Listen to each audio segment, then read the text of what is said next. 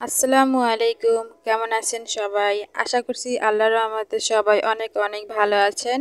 আজকে আপনাদেরকে বানিয়ে দেখাবো চাউলের গুঁড়ি দিয়ে একটা ডিম দিয়ে কুড়মুড়ে মজাদার ডিম পিঠার রেসিপি।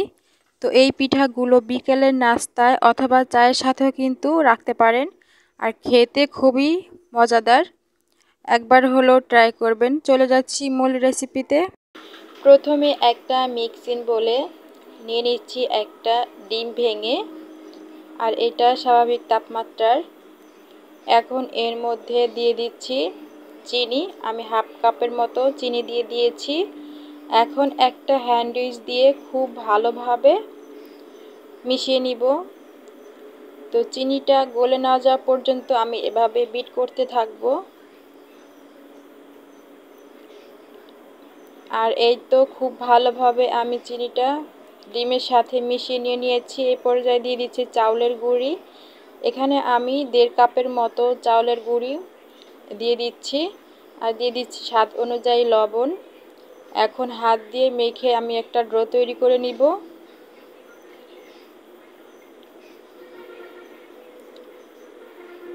আর এখানে যদি ডিমের মিশ্রণ একটু নরম হয়ে যায় ডোটা, তাহলে কিন্তু আরও কিছু আটা অ্যাড করতে পারেন, সমস্যা নেই।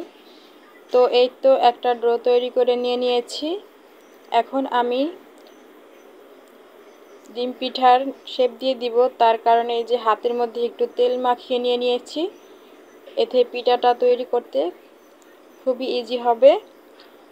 তো এই যে আমি হাতের মধ্যে একটু ডলে একটা পিঠার শেপ দিয়ে দিচ্ছি। খুবই সহজ, একটু দেখলেই বুঝতে পারবেন। আর এর মধ্যে কিন্তু এই যে একটা পিঠা বানিয়ে নিয়েছি। আর এভাবে একে একে আমি সবগুলোই পিঠা তৈরি করে নিব। আর এই তো সবগুলো পিঠা কিন্তু তৈরি করে নেওয়া হয়ে গিয়েছে। এখন ভাজার জন্য চলে যাচ্ছি চুলায়। তো এখানে আমি পরিমাণ অনুযায়ী কড়াইয়ের মধ্যে তেল দিয়ে দিচ্ছি। আর এখন অল্প আঁচে রেখে পিঠাগুলো কিন্তু ভেজে নিতে হবে। একটা একটা করে তেলের মধ্যে পিঠা ছেড়ে দিচ্ছি। আর এখানে চুলার আগুনটা একদম লো রাখতে হবে, তা না হলে কিন্তু ভিতরে কাঁচা থাকবে আর উপর থেকে কালার চলে আসবে, পুড়েও যেতে পারে। তো এই তো পিঠাগুলো দেওয়ার পরে আমি এই যে একটা সাইড হয়ে যাওয়ার পরে এখন একটা একটা করে উল্টিয়ে দিচ্ছি। আর ফুলে কিন্তু পিঠাগুলো ডাবল হয়ে গিয়েছে। তো এই যে একে একে সবগুলো পিঠাই আমি এই যে উল্টিয়ে দিয়েছি। এখন খুব সুন্দর একটা কালার চলে আসার পর আমি তেলে থেকে তুলে নিব। আর দেখেই বুঝতে পারছিলেন পিঠাগুলো কিন্তু এই যে ভাজা হয়ে গিয়েছে। এখন আমি এই যে তেলে থেকে পিঠাগুলো তুলে নিচ্ছি।